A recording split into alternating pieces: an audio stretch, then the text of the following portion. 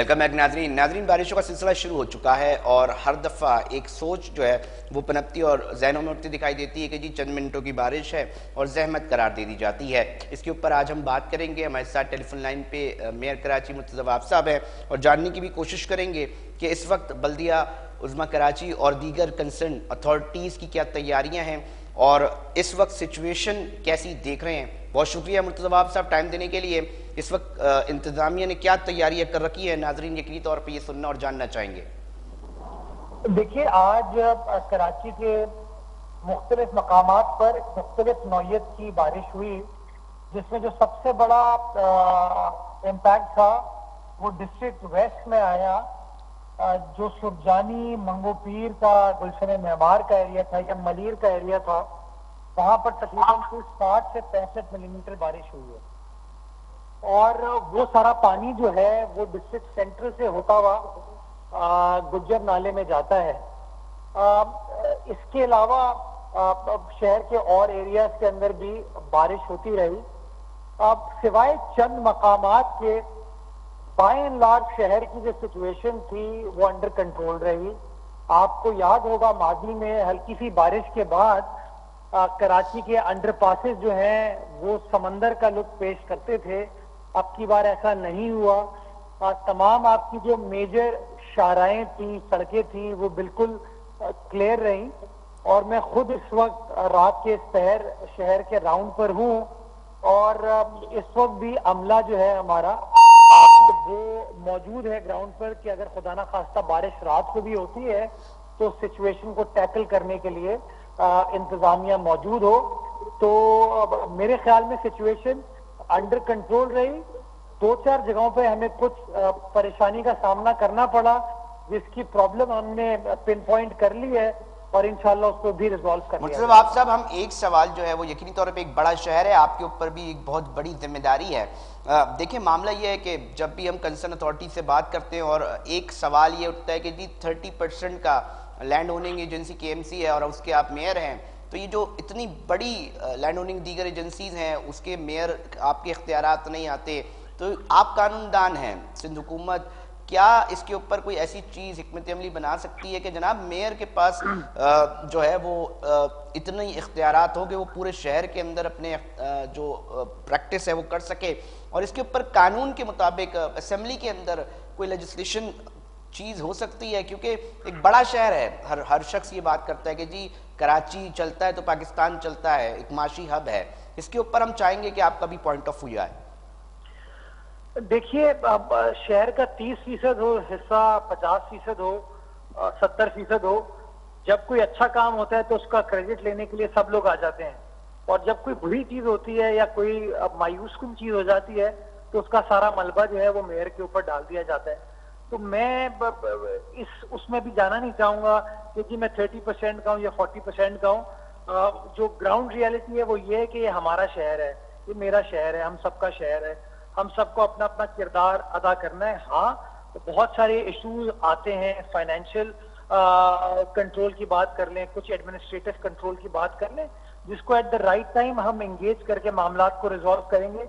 But this point of time चाहे 30% हो, 40% हो, 50% हो, शहर हमारा ही है, हम सबका है और हम सबको ही वो काम करना है। Instead of going into blame game कि ये एरिया उसका है, ये एरिया उसका है, मैं इस पे नहीं जाऊंगा। मैं एक्चुअली जो प्रॉब्लम है उसको एड्रेस करने की कोशिश करूंगा। अच्छा, बारिशों के हवाले से अक्सर हम ये बात करते हैं कि जी हमारे पास बहुत सारी इंतजामिया के अंदर बहुत सारी मशीनरी की ज़रूरत पड़ती है, नालों की सफाइयों की एक अहमियत है, वो अक्सर ये शिकायत आती है। इस वक्त नालों की सफाइयों की क्या सूरत हाल है मुर्तज़ा वाफ साहब?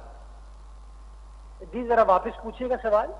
नालों की इस वक्त सूरत हाल क्या है? क्योंकि अक्सर वो बेशतर ये शिकायत आती है कि जनाब वो नाले जो हैं वो कचरों से भरे हुए हैं और इस वक्त सिचुएशन क्या है, आपकी टीम क्या काम कर रही है?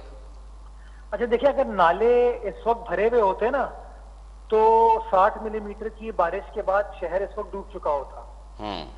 तो नालों की सफाई का एक ऑनगोइंग प्रोसेस है जिसके ऊपर काम किया गया है। सफाई की सूरत हाल को भी बेहतर बनाने की कोशिश की गई है, तो उसके मुस्बत असरात तो शहर के अंदर नजर आ रहे हैं। आइडियल सिचुएशन नहीं हुई, लेकिन सिचुएशन जो है वो बेहतरी की तरफ जा रही है। अच्छा, जो दूसरी चीज है जहां पे मैं एक्चुअली आपकी मदद चाहूंगा देखिए, नालों के अंदर कचरा नहीं है, नालों के अंदर एक्चुअली थैलियां पड़ी हुई हैं। बिल्कुल। और वो थैलियां मैं इस्तेमाल करता हूँ, आप इस्तेमाल करते हैं, हमारे जानने वाले करते हैं, शहर के लोग ही इस्तेमाल करते हैं। हम 5 या 10 मिनट थैली का इस्तेमाल करके उसको फेंक देते हैं नाले के अंदर, और आखिर में हमारे नाले को और सेवरेज के निजाम को चोक वो थैली करती है। मैं बार बार शहरियों से ये इल्तिजा करता हूँ, ये रिक्वेस्ट करता हूँ, ये अपील करता हूँ कि शहर की ओनरशिप हम सबको लेनी चाहिए, और ओनरशिप लेते हुए हम शहरियों को इन थैलियों के इस्तेमाल को तर्क करना चाहिए, ताकि जो हर साल हम करोड़ों रुपए खर्च करते हैं नालों को साफ करने में, ये पैसे हम बचा सकें और पैसे को हम फिर डेवलपमेंट के लिए खर्च कर सकें। बिल्कुल वजह फरमा रहे, शहरियों की इंतहाई जिम्मेदारी आती है, उन पर भी आयद होती है, और कलेक्टिव एफर्ट से चीजें बेहतरी की तरफ जा सकती है। मुर्तज़ा साहब, एक सवाल और भी हम करना चाहेंगे, शहरियों के जहनों में भी आता है, आप भी लाहौर इस्लामाबाद जाते हैं, कंपैरिजन किया जाता है शहरियों के हवाले से, शहरों के हवाले से, ये क्या होता है कि अब जब भी कोई शख्स पंजाब साइड जाता है, लाहौर इस्लामाबाद, कहता है जी वहां पर इंफ्रास्ट्रक्चर बेहतर है, और जब हम वापस कराची आते हैं तो अक्सर कंप्लेंट्स कर रहे होते हैं। आप भी मूव करते होंगे, कैसी चीजें देखते हैं, और कब ये चीज बोली जाएगी कि जनाब कराची को देखो, लाहौर तो ऐसा, मतलब इसके अंदर कंपैरिजन का जो मामला आता है वो कैसे ठीक हो सकता है? देखिए, मेरा तो मानना ये 1980 तक लोग यही कहते थे कि कराची की क्या बात है और लाहौर को कराची जैसा होना चाहिए। फिर पता नहीं 1980 के बाद ऐसा क्या हुआ कि जनरल जिया के दौर में ऐसी क्या तबाहियां शहर के अंदर हुई, और फिर MQM आई और उन्होंने शहर के अंदर क्या किया, जमात इस्लामी ने क्या किया, वो आप सबके सामने है, जिसके से आज हम तनज़ुली का शिकार हुए हैं। हमें अपने मादी से सबक हासिल करते हुए अपने आगे की सफबंदी करने की जरूरत है, और मैं समझता हूँ मामलात को अगर सीरियस तरीके से रिजॉल्व करेंगे, एड्रेस करेंगे, हर मामला हल हो सकता है। दूसरी चीज मैं समझता हूँ कि अगर लाहौर डेवलप हुआ है तो लाहौर को डेवलप करने में वफाकी हुकूमत ने अपने खजाने के दरवाजे उनके लिए खोल दिए।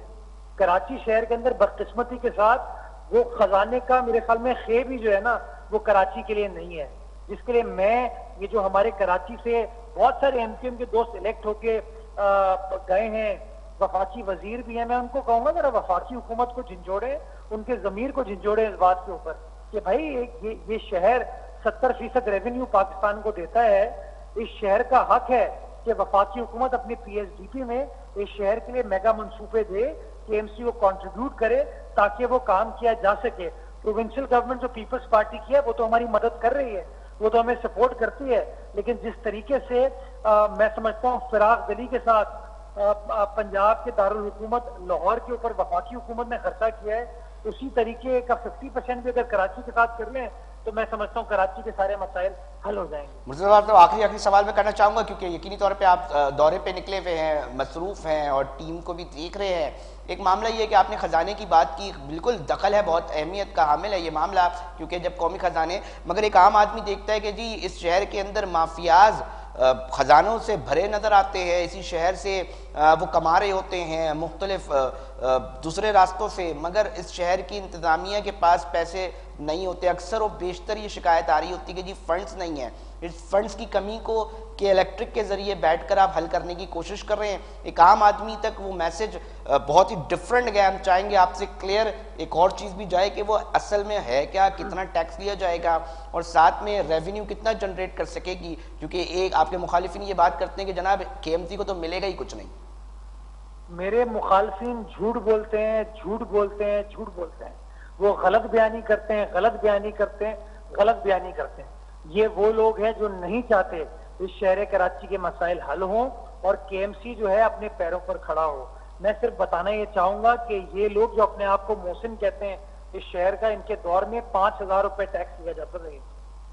मेरे दौर में, इस दौर में, पीपल्स पार्टी के दौर में ये टैक्स 200 रुपए होगा, और फर्क ये है कि चोरी नहीं होगा, वो पैसा KMC के अकाउंट में आएगा और ईमानदारी के साथ इस शहर के इंफ्रास्ट्रक्चर को बेहतर करने के लिए और शहरियों के हालात को बेहतर बनाने के लिए बल्दिया उज़्मा कराची उस पैसे को खर्च करेगी, और कराची वाले देखेंगे कि किस तरीके से मुखलिस लीडरशिप आई, मुखलिस दयानतदार क़यादत आई और उसने शहर के हालात को तब्दील किया। बहुत शुक्रिया बैरिस्टर मुर्तज़ा वहाब साहब, मेयर कराची हमारे साथ टेलीफोन लाइन पे थे और आगाह कर रहे थे अपने मौक़िफ़ से। हमने बारिशों के साथ साथ कोशिश की, क्योंकि फ़ंड्स के एक मामलात होते हैं और बहुत सारी दीगर चीज़ों के अंदर भी जो है बहुत सारे मामलात का दखल होता है। हमने सोचा कि उनसे उसके ऊपर भी उनका पॉइंट ऑफ व्यू जाने।